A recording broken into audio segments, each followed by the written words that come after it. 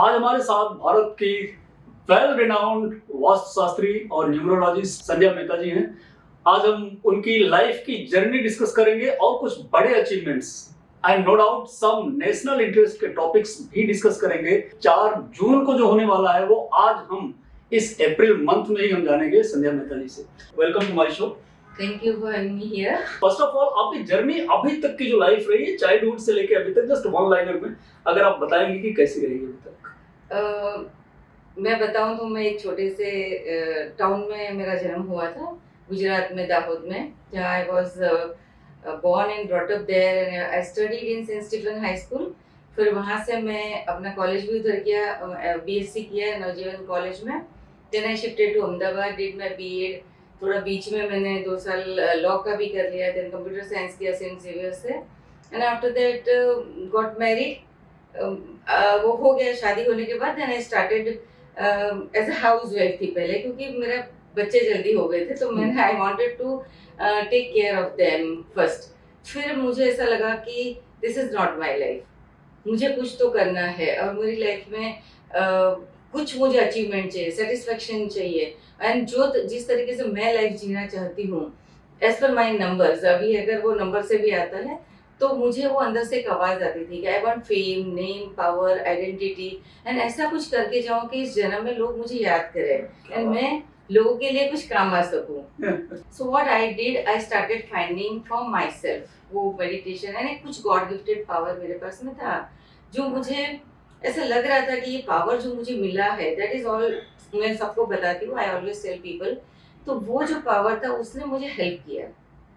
When I started looking for my life कि मुझे क्या करना है, then I found one graph for me and उसमें I found कि there are some energies are missing हमारी लाइफ में, जो आज that is what I am using for people's life. तो prediction तो करती हूँ सबके लिए, पर remedy भी है मेरे पास. So that first remedy I did for myself with lots of research.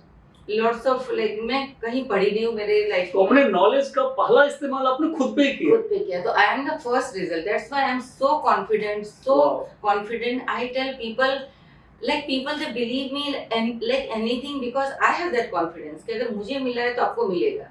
So I did for myself and I have achieved my targets. जो मुझे तो ये रास्ता मेरा खुला. तो जो फिर मैंने थोड़ा न्यूमरोलॉजी पे मतलब नंबरों पे रिसर्च किया. तो आपका एजुकेशन का प्रोफेशन से तो पूरा डिस्कनेक्ट हो गया. आपने बीएड किया, ग्रेजुएशन किया, देन पूरा लॉ पढ़ी हूँ मैं. लास्ट ईयर छूट गया मेरा, क्योंकि मेरा बीएड में चली गई तो मेरा लॉ छूट गया. 3rd ईयर का एग्जाम देना, क्योंकि सेम यूनिवर्सिटी थी, तो दे सेड कि you have to skip 1 year and then you give the exam. तो देन मेरा मैरिज हो गया, तो फिर वो रह गया. फिर बच्चे हो गए तो छोड़ दिया. ज्यादा सटीक क्या होता है? एक तो मून साइन होता है, एक सन साइन होता है, फिर न्यूमरोलॉजी होती है. हाँ. सबसे सटीक क्या बैठता है भविष्यवाणी की अगर बात करें? हाँ, देखो सटीक में तो मुझे न्यूमरोलॉजी लगता है, नंबर से कनेक्टेड, क्योंकि astrology is such a deep thing and इतना minorly it is going here and there that ग्रह की चाल ये वो, तो इतना आपको डीप में जाके समझ में नहीं आता कि एक प्रिडिक्शन कर दिया कि हाँ ये ईयर में this year this will be happening. So that is not happening. वो कुछ हो जाता है एंड एस्ट्रोलॉजी वर्क करती है, बट कुछ सॉल्यूशंस या कुछ आपको कंफर्मेशन जो चाहिए वो न्यूमरोलॉजी से मुझे मिला है. आपने 2007 में ये बात बोली थी, 2014 में हमारा प्रधानमंत्री नरेंद्र मोदी, हाँ जी, उस समय वो गुजरात के सीएम हाँ हुआ करते थे. उस समय तो चर्चा भी नहीं था कि ये पीएम कैंडिडेट होंगे बीजेपी के, बिकॉज तब तक तो आडवाणी जी पीएम कैंडिडेट, अटल जी थे, फिर आडवाणी जी नंबर में, मोदी का तो नाम भी नहीं था. वो तो गोवा कन्वेंशन में डिसाइड हुआ कि he will be the PM candidate. तो that is also after my prediction. जो गोवा में उनको तो देखो धीरे धीरे उनका पाथ बढ़ने लगा जैसे. तो when somebody ask me about him कि हमारे सीएम है, उनको क्या आप बताते हो ये टाइम 2007 में will be CM again? Problem कहीं आउट ऑफ इमोशन तो नहीं था कि एक गुजरात से आप बिलोंग करते हो और आप अपने सीएम को एज ए पीएम प्रोजेक्ट कर रहे हैं? तो मैं वेरी फ्रैंक मैं बताऊं कि मैं बहुत सालों से बॉम्बे में रह रही थी. मैं फ्रॉम 96 से मैं बॉम्बे आ गई थी, तो मुझे गुजरात का इतना नॉलेज नहीं था. सीएम थे, पता है मुझे, ये taken good decision in some political way में दिया था, उतना मुझे रहता था. पर I am not suppose to discuss and know everything about anybody कि जो मेरे पास आया नहीं है, जिसने मुझे पूछा नहीं है. तो मैं तो इतने बहुत सारे लोग हैं, बहुत सारे सीएम ऑफ इंडिया है, बड़े बड़े इंडस्ट्रियलिस्ट थे, तो मैं किसी के बारे में इतना सोचती नहीं हूँ। पर जब मुझे पूछा गया तो दैट इज माय इंस्टेंट जो कैलकुलेशन एंड जो एक मेरा जो थोड़ा एक्सप्लेनेशन है, वो मुझे बोला कि सीएम तो बन जाएगी। दैट वाज योर इंट्यूशन या न्यूमरोलॉजी का आपने इस्तेमाल करके कुछ कैलकुलेशन निकाला था? नहीं, वो कैलकुलेशन निकाला, बट मेरा क्या, तो फास्ट डिसीजन होता है। फास्ट मैंने कैलकुलेट करा ये टाइम में, एंड वो बस बन जाएंगे। एंड जब वो बन जाएंगे बोलती हूँ तो वो चीज I make it happen, like I से कि मैं जब मैंने बोला है तो ये चीज सत्य होनी चाहिए। कभी चांस लेगा मोदी जी से मिलने का? पर्सनली मैं नहीं मिली हूँ, मुझे बुलाया गया था, मैं 2 दिन वेट भी किया गांधीनगर में, बुलाया, लेकिन वो he was in the tour, उनके जो चल रहा था इलेक्शन का काम इन 2007 में सितंबर में, क्योंकि ही वाज वेरी बिजी। तो मुझे जवाब आ रहा था वो बिजी है। अभी मेरा यहाँ काम 2 दिन रुकने के बाद मुझे लगा कि I have to go back. जब मैं जाने लगी तो वहां से फोन आया कि उस साहब आ गए, आ जाओ। I was already in boarded by flight. So मैंने बोला मैं अभी नहीं आ सकती हूँ, बाद में आऊंगी। पर ठीक है, मैंने बोला जिस काम के लिए मुझे माना गया या जिसने भी मुझे बुलाया है या जिसने भी मुझे पूछा है, तो इट हैज टू हैपन। ये मैं प्रे करती थी यूनिवर्स को। सबसे हॉट टॉपिक पे मैं आऊंगा, बाकी चीजों को थोड़ा सा अपन बात के लिए रखते हैं। आज 140 करोड़, ऑलमोस्ट 140 करोड़ हिंदुस्तानियों का जो सबसे बड़ी क्यूरियोसिटी है कि 4 जून को क्या होने वाला है, who is going to be the next PM of India. देखो, जो रिजल्ट आएगा डेफिनेटली दिस टाइम बीजेपी तो अगेन विनिंग में है। एंड जो बीजेपी ने काम किया है, जो मोदी जी ने काम किया है, स्पेशली एज ए लीडर, जो हमारे इंडिया को मतलब बहुत कुछ दिया उन्होंने। तो जब मैं उनके बारे में पर्सनली बताऊंगी तो उनके कैरेक्टर्स क्या है पता नहीं, बट आपकी न्यूमरोलॉजी क्या कहती है कि नेक्स्ट पीएम? हाँ, तो अभी जो 2024 में जो हमारा इलेक्शन होगा ना, 2024 is rule by 8 number, 8 number है। और जो बीजेपी एनडीए जगह अगर हम बोलते हैं तो उनका दोनों का 1-1 नंबर आता है। तो विनिंग तो है, 1 आ गया सूर्य का नंबर। और मोदी जी का तो अगेन उनका क्रेज है, रहेगा। एंड उनके जितने भी काम होते 4, 7, 8 से ही होते हैं। कुछ भी काम उन्होंने किया, उनके इर्द गिर्द उनके साथ रहने वाले लोग भी, अमित शाह जी, वो भी 22 नंबर है, जैसे 4 नंबर है। तो ये इनके अट्रैक्शन होता है and they make a good team. तो यहाँ पर भी इनका तय है कि he will B prime minister of India in 2024 again 4 जून को। ग्रेट। तो ये एक, बट अगेन सिर्फ पीएम होना ही शायद बीजेपी का टारगेट नहीं है। 400 पार का उनका नारा है।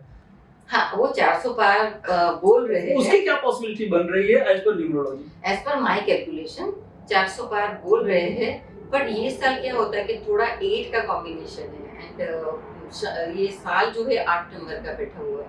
तो 8 नंबर जब ये आता है तो थोड़ा सा स्ट्रगल कराता है इनको। तो कहीं मेरा अंदाजा है कि 355 टू 360 तक जाएगा।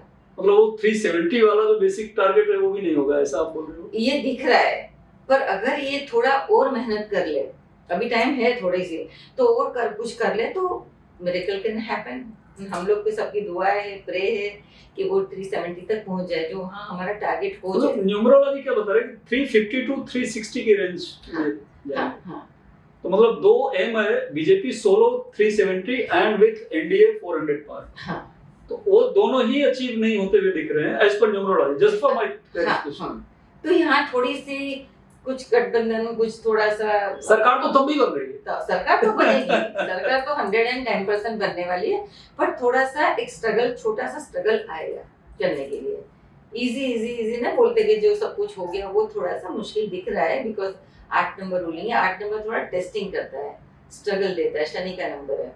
Out of my curiosity only, अगर देश का नाम 2 में से 1 किया जाए तो क्या ज्यादा लकी है? एज पर न्यूमरोलॉजी में बात कर रहा हूँ, मेरा कोई उसमें इंटरेस्ट नहीं है कि क्या नाम होना चाहिए देश का, but I am saying as a India numerology के हिसाब से क्या लकी रहेगा इस देश के लिए, या भारत ज्यादा लकी रहेगा अगर वो नाम? देखो, क्योंकि India is coming to number 1, तो हार्डशिप के बाद भी नंबर 1 आ रहा है। तो कहीं ना कहीं से वो हार्डशिप स्ट्रगल करके भी सक्सेस तो आ ही जाएगी। तो हम लोग, भारत था हमारे पास में, तो हम भारत माता भी बोलते थे, तो काफी कुछ चीजें बोर्ड पर अभी, और भारत 23 आता है which is a balancing number. वो कहीं ना कहीं आपकी प्रोग्रेस को स्टॉप करता है। भारत कहीं ना कहीं एक जो डेवलपमेंट है।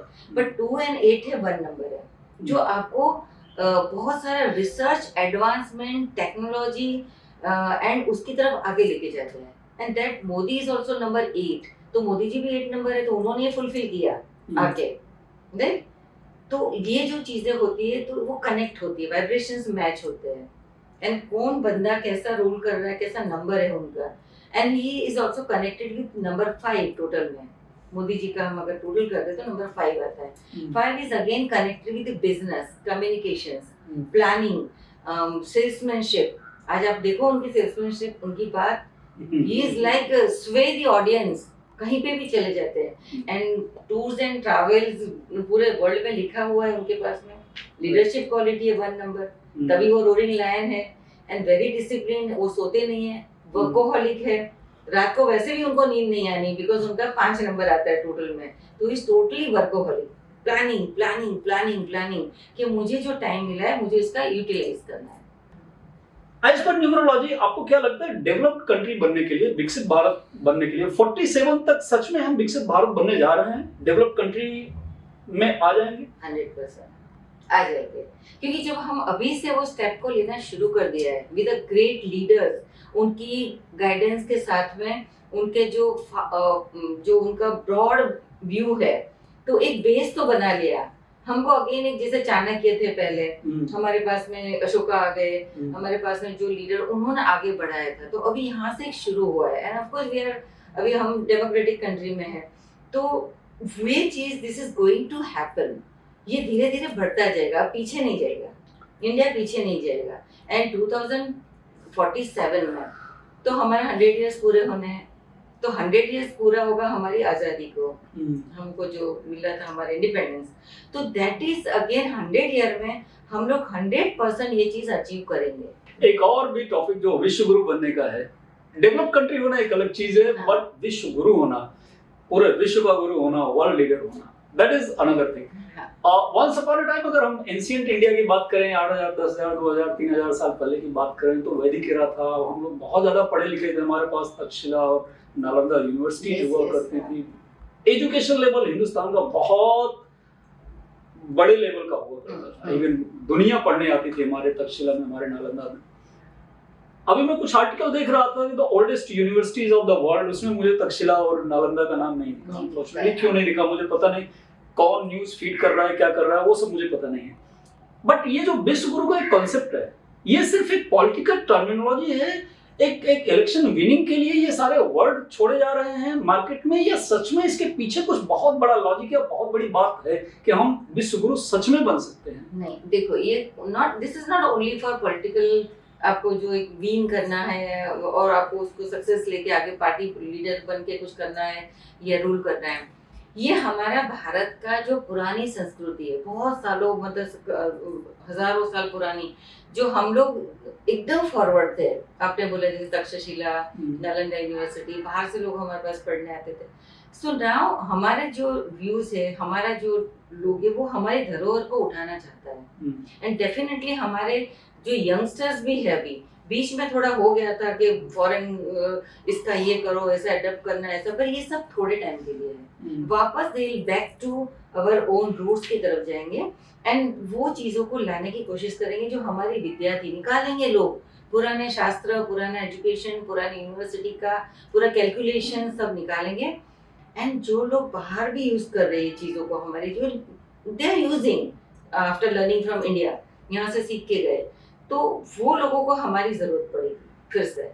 मतलब आपको लगता है कि विश्व गुरु फिर से विश्व गुरु बनेगा? जैसे पहले था, विश्व गुरु ही था. इंडिया, अखंड भारत हमारा विश्व गुरु ही था. सबको यहाँ आना पड़ा था. मतलब पॉसिबिलिटी पूरी दिख रही है. पूरी दिख रही है.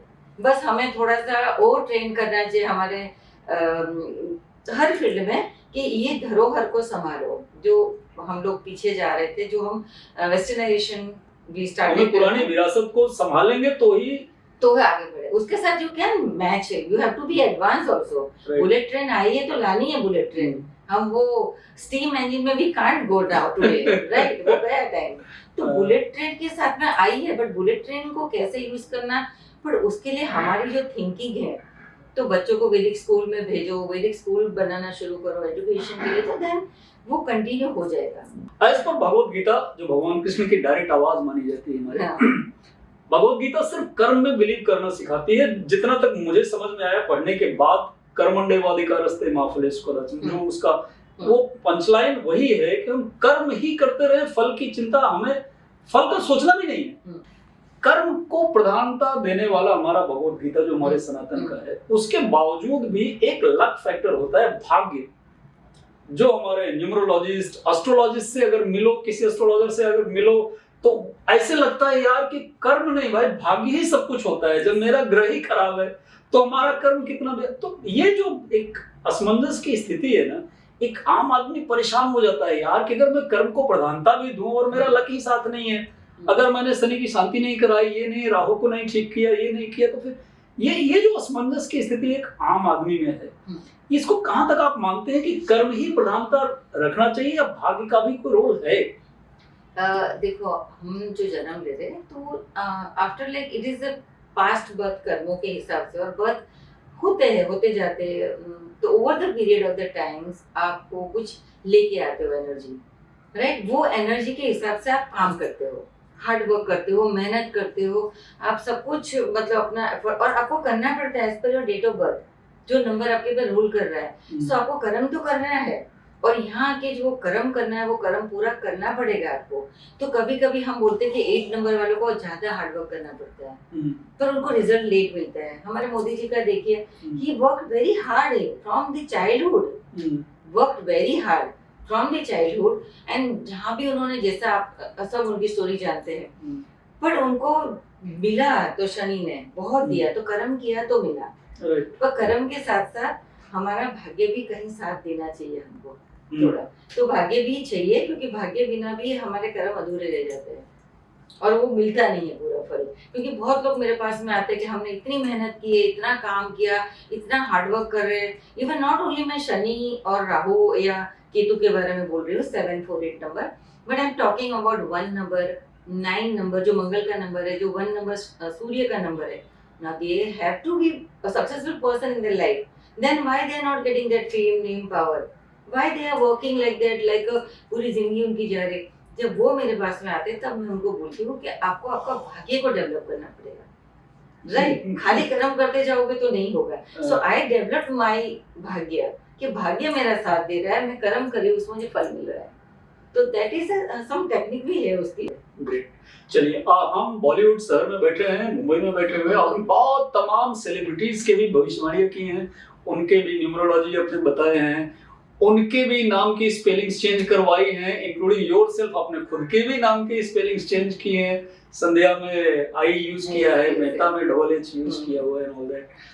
हम सिर्फ बात करते हैं सेलिब्रिटीज की, जो मुझे लगता है कि ऐसा एक जनरल परसेप्शन है कि इसमें एक्टिंग में, बॉलीवुड में करियर बनाने के लिए लक फैक्टर बहुत ज्यादा जरूरी होता है। आपने तो तमाम एक्टर्स के भविष्यवाणी काफी लोग आए हैं मेरे को, म्यूजिक डायरेक्टर्स। आपको क्या लगता है कि क्या वही एक फील्ड है जहाँ पे लक फैक्टर सबसे ज्यादा काम करता है? नहीं, ऐसा नहीं है। लक फैक्टर तो आपको ईच एंड एवरी फील्ड वाले को चाहिए, चाहे वो इंडस्ट्रियलिस्ट हो, ब्यूरोक्रेट हो, वो पॉलिटिकल फील्ड से कनेक्टेड हो, या वो एनी फील्ड, चाहे वो डॉक्टर हो। मेरे पास डॉक्टर्स आते हैं। सेलिब्रिटीज के लिए स्पेशल क्यों? क्योंकि वहाँ पर फेम ज्यादा होता है। फेम, अभी क्या होता है कि जैसे डॉक्टर्स आते हैं तो वो आके मुझे बोलते हैं कि मुझे मेरा रिजल्ट नहीं मिल रहा है, मैं इतना साल पढ़ा पर मुझे वहाँ पे निगलेक्ट किया जाता है, या मेरे हॉस्पिटल से मुझे पीछे किया जाता है, या मेरे पे बहुत सारे डॉक्टर्स हैं, एक नहीं मेरे पास, एवरी लाइक ऑर्थोपेडिक से लेके न्यूरोसर्जन से लेके all doctor, even psychiatrist and all they come to me. तो क्या होता है कि जब बॉलीवुड ऐसा फील्ड है कि जहाँ आपको फेम चाहिए, फेम, बिकॉज आपका चेहरा, आपका फेम, आपका काम ही आपको आगे लेके जाता है, बॉलीवुड, राइट? तो वो चाहिए आपको वहाँ पे। तो उसलिए दैट टाइम दे रिक्वायर कि मैं ये कर लूंगा, ये कर, तो उसके लिए भाग्य भी चाहिए साथ में। खाली आप मेहनत करते रहोगे तो आप 10 डायरेक्टर को जाके मिलोगे, 10 प्रोड्यूसर को जाके मिलोगे, तो you have been rejected all the time, you have been rejected. And मेरे पास जब आते हैं तो नहीं, कुछ लोगों का स्टार चमक गया, they are so many people are there. मैं नाम तो नहीं पूछूंगा, लेकिन अभी तक कितने फिल्म स्टार्स के नाम की स्पेलिंग आपने चेंज करवाई? See one thing I tell you, कभी काफी लोगों की करा दी मैंने नाम चेंज, बट मैं इसमें 100% मैं ये नहीं बोलती हूँ कि नाम चेंज ही आपका भाग्य बदल देगा। नेम चेंज करो, that is like a vitamin. आप स्टोन पहनते हो तो that is like a vitamin. मैं स्टोन नहीं पहनूंगी तो मेरा कुछ होने वाला नहीं है, मतलब कि मैं खराब हो जाएगा, मेरा कुछ नहीं है। आपका जो ग्राफ है, न्यूमेरिक ग्राफ, जो मेरा एक रिसर्च है, उसके अंदर आपकी एनर्जी नहीं है, आप कितना भी एफर्ट्स कर रहे हो, हाँ हट जाता है। जब भाग्य आपका साथ नहीं देता है तो in time you miss that opportunity. Okay, time में अपॉर्चुनिटी मिस हो जाती है। तो आप किसी के पास गए, उसने बोला अच्छा मैं बुला, तो उस टाइम में उसको कोई और आ गया, आपको हटा दिया and they selected other one. तो ऐसा होता है। तो that time you need to empower your fortune. भाग्य को एम्पावर करना चाहिए। मतलब कितनी ट्रॉफी है इसका काउंट तो हम कर नहीं सकते, लेकिन अगर जस्ट एक से पब्लिक के लिए अगर हम जानना चाहेंगे कुछ बड़े जो अवार्ड्स जो आपको अभी मिले हैं रिसेंटली या पहले मिले। रिसेंटली मैं एक चीज बताती हूँ कि मैं बहुत सालों से अवार्ड लेके आ रही हूँ। जब से मैंने काम शुरू किया तो I started taking my big awards, all very high class, very well known awards. अब मैं पिछले 5 साल से अवार्ड लेने नहीं जाती हूँ। 5-6 साल हो गए। 19 के बाद मैंने बंद कर दिया। एक बार खाली टाइम्स ऑफ इंडिया का लिया था मैंने, बिकॉज आई फील कि अब मेरे अवार्ड्स मैंने इतने अचीव किए। इंडियन नॉस्ट्राडामस मुझे टाइटल दिया गया with solution, not only prediction कर दे और हो गया, सॉल्यूशन करो, रेमेडी भी है मेरे पास। देन नारी रत्न का मिला, अब्दुल कलाम जी के नाम पे अवार्ड है, इंदिरा गांधी का मिला, राजीव गांधी के नाम पे एक अवार्ड था वो मिला, एंड बाकी सारे तो आप देख सकते हो, so many awards are there. तो ये जो सारे अवार्ड्स मुझे मिले, सिंगापुर में मिला, दुबई में मिला, थाईलैंड में मिला, नेपाल में प्राइम मिनिस्टर ऑफ नेपाल ने दिया। सो ये सारी चीजें तो मेरी चलती रहती है। तो मैंने अभी थोड़ा सोचा कि अवार्ड लेना मैं बंद करती हूँ, because I have already achieved that thing. अभी कितनी ट्रॉफी इकट्ठी करूंगी, इतना तो बंद करके रख दिया है अंदर में। सो यहाँ भरा वहाँ भरा, so now I don't want to show my people कि मुझे ये अचीवमेंट, मेरे अचीवमेंट है माय पीपल। तो कुछ मैसेज ऑडियंस को देना चाहेंगे वास्तु में और इन सब चीजों में जो बिलीव करते हैं। जो नॉन बिलीवर हैं उनके लिए तो हम कुछ भी नहीं कहना चाहेंगे, बट जो बिलीव करते हैं उनके लिए कुछ स्पेसिफिक मैसेज आप देना चाहेंगे? देखो ये चीज एक साइंस है। I am telling you all the people those who are listening, so this is one kind of science and definitely you should know about yourself। आपके बारे में आपको जानने का हक है कि मेरा जन्म क्या बताता है, मेरा नंबर क्या बताता है, मेरा चेंजेस कब आने वाले हैं, क्या मुझे हर्डल्स है, क्या मुझे रुकावट है। तो this is like a pure, मैं एक चार्ट बनाती हूँ न्यूमरोलॉजी से, आपका बर्थ चार्ट, तो वहाँ बता देती हूँ कि देखो ये मिसिंग है एनर्जीज आपकी, so you are facing this problem. इसको थोड़ा डेवलप करो and make your life stronger, better, best and achieve your targets and goal. तो मैं ये नहीं बोलूंगी कि आपको मैं रातों रात खरगोपति करोड़ोपति बना दूंगी, but you will start finding your ways in each and every direction of your life. Thank you so much for sharing your precious time and all the very best for the grand success and greater success. Thank you very much. Thank you so much. Yeah. Yes, thank you.